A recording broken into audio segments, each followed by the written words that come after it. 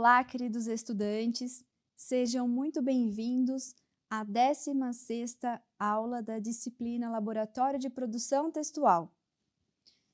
Na aula de hoje, a gente vai trabalhar com um gênero bastante conhecido, desde os nossos tempos de estudos na escola, mas esse gênero continua sendo desenvolvido também na universidade e tem um papel muito importante na pesquisa científica e na academia.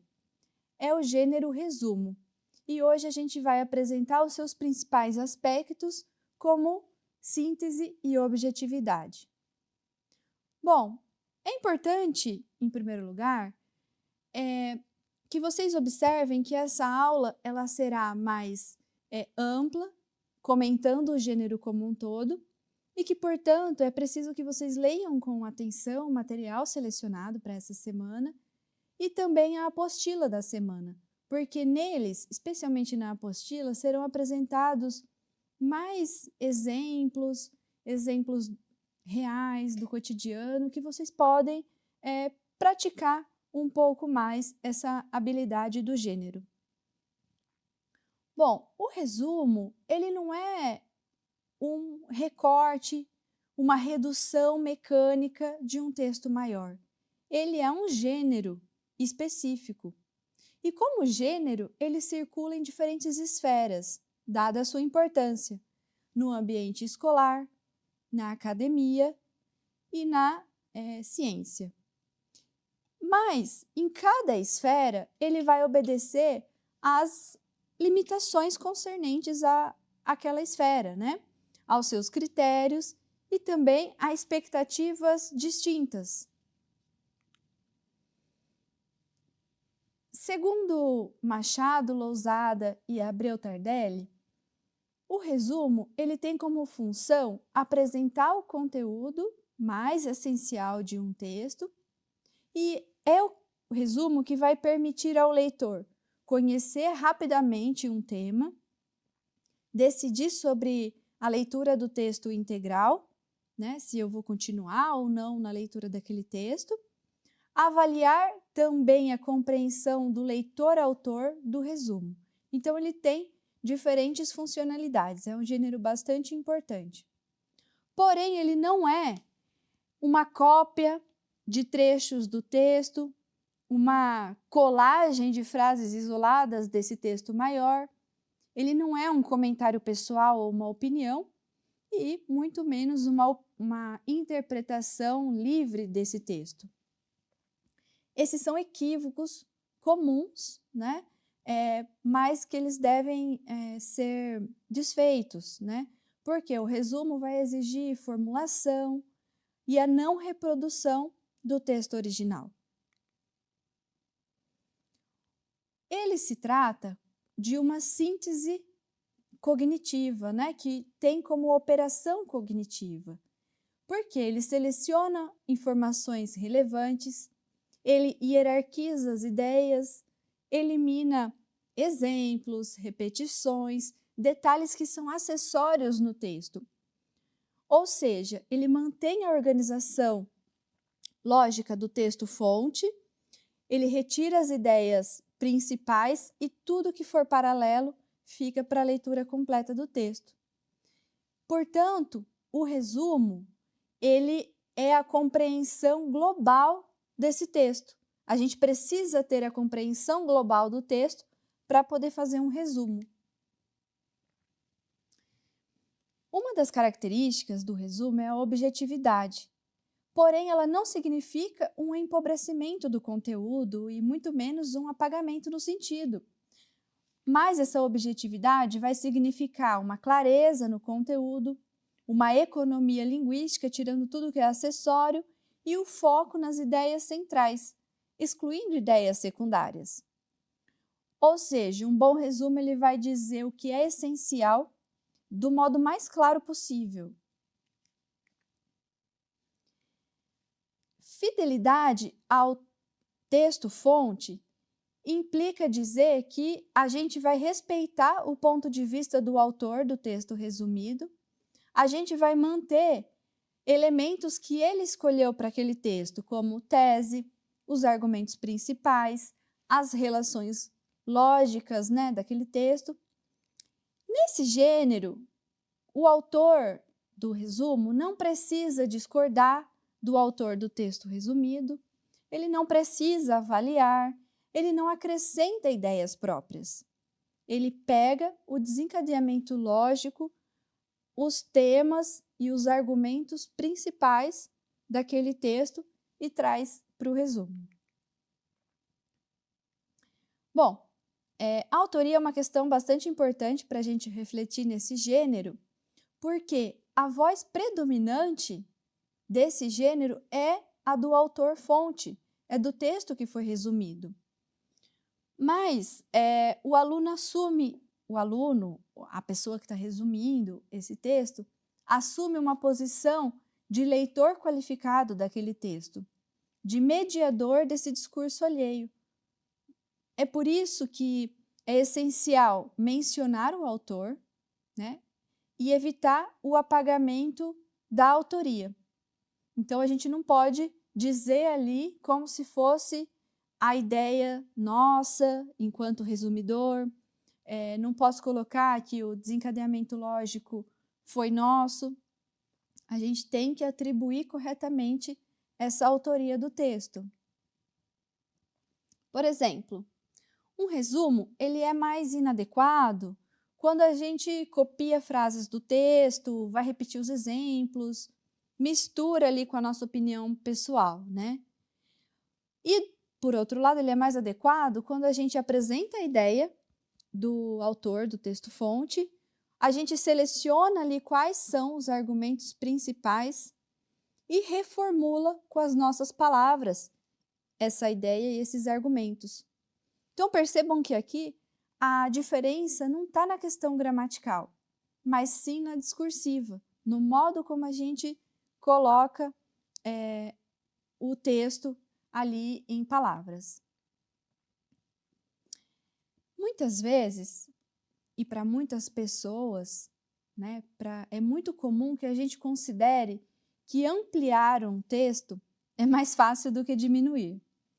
Então, esse processo de sumarização nem sempre é fácil. Por quê?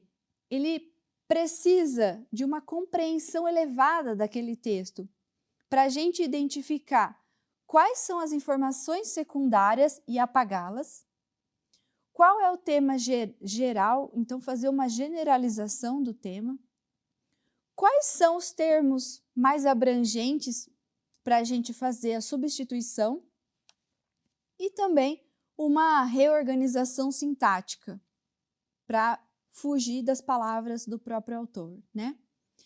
E esse tipo de procedimento, ele não é automático. Exige que a gente desenvolva uma leitura crítica e ativa e avançada. Portanto, não há um bom resumo sem que a gente leia atentamente esse texto, compreenda o tema e os remas desse texto, tenha uma segura compreensão global e tenha claramente uma identificação da estrutura desse texto. Então, o resumo ele pode revelar para a gente como o aluno lê o texto. Por isso que, também nesse sentido, a gente consegue aprender a autoria do texto, porque ele vai revelar o tipo de leitura que o aluno teve daquele texto resumido. Na sua formação docente, o resumo ele não está apenas como um processo avaliativo, como aconteceu por muito tempo no ensino básico, né? Ele deve ser, muito além disso, ele deve ser tratado, por exemplo, como uma prática de letramento acadêmico. Ele é, digamos, um gênero de porta de entrada dos gêneros acadêmicos, né? Porque ele serve para produzir materiais de estudos, materiais avaliativos, compreensão de textos mais complexos, né? Então, ele deve ser tratado como uma prática de letramento acadêmico, como eu disse, e também como exercício de leitura e escrita reflexiva. Eu estou lendo e num processo cognitivo, eu estou compreendendo e estou escrevendo. Então, são diversos processos aqui que incluem a linguagem. Portanto, produzir resumos é aprender a lidar com o discurso do outro. Isso é muito importante, porque ele prepara para ensinar a leitura e a escrita também na escola. No ensino, é muito recorrente que estudantes produzam resumos sem uma orientação objetiva, explícita, e recebam apenas correções finais, né? Correções mais gramaticais, mais objetivas. Mas é aí que eles não compreendem os critérios daquele gênero. Eles pensam que é apenas uma atividade avaliativa como uma resposta discursiva, né? O resumo frequentemente é associado a essa concepção, né, no ensino. Porém, isso reforça a ideia de que o aluno deveria aprender a ler e a escrever sabendo resumir. E isso é muito difícil, como eu disse. Às vezes é mais fácil ampliar do que resumir. Então, essa perspectiva é pedagogicamente equivocada. A gente deve ensinar o outro a resumir, na escola e na faculdade. E aí, qual seria, então, o papel do professor nesse contexto? Nesse contexto, ensinar o resumo é ensinar a ler textos teóricos, mais difíceis, mais densos, mais científicos, né? Que muitas vezes são gêneros que os alunos ainda estão se adaptando a ler. E ensinar a escrever com responsabilidade ética, né? Que foram os temas que a gente discutiu nas aulas anteriores. Então, eu tenho de lidar com o discurso do outro, eu tenho de lidar com a ideia do outro, com a formulação de hipótese e com os argumentos e o desencadeamento lógico que esse outro fez. E eu vou trazer ali a síntese de toda essa ideia. E quanto mais complexa essa ideia, mais difícil é. O resumo também, ele está incorporado, digamos assim, em outros textos, em outros gêneros. E a gente vai ver isso mais adiante, na aula seguinte. Então, é preciso que você, né, como a gente trata aqui de um laboratório, a gente pense aqui numa questão, no resumo, dentro de um ambiente escolar, né? É preciso que você, enquanto futuro professor, compreenda que resumir, então, não é encurtar o texto, mas é ensinar o aluno a identificar, então, essas ideias centrais, organizar essas informações, respeitar o discurso do outro, e ele pode ser trabalhado das seguintes formas: com textos literários, textos científicos e textos jornalísticos. Então, dentro da área de letras, é possível fazer a abordagem do resumo de diferentes perspectivas, né? Na aula de literatura, na aula de produção de texto, na aula de gramática, né? Porque ele tem uma complexidade elevada e uma abrangência significativa para a gente abordar diversos temas. Dentro da escola, você, enquanto futuro professor, poderá produzir resumos coletivos, por exemplo, comparar versões de resumos, trabalhar a escrita orientada, né? Você vai orientando a escrita dos alunos, discutir critérios de qualidade, né? Até um aluno ler o texto do outro, por exemplo. E nesse sentido, o foco vai ser sempre o processo, não o produto final que o aluno vai te entregar e você vai devolver com uma nota fechada. Mas é importante que você avalie esse processo de construção do texto. Por isso que muitas vezes a revisão em pares e a releitura e a reescrita desse texto é tão importante. Então, para finalizar esse aspecto geral do resumo nessa aula, a gente retoma o fato de que o resumo é um gênero, ele não é um amontoado de frases coletadas de outro texto. Ele exige uma capacidade de síntese, objetividade e fidelidade ao texto-fonte.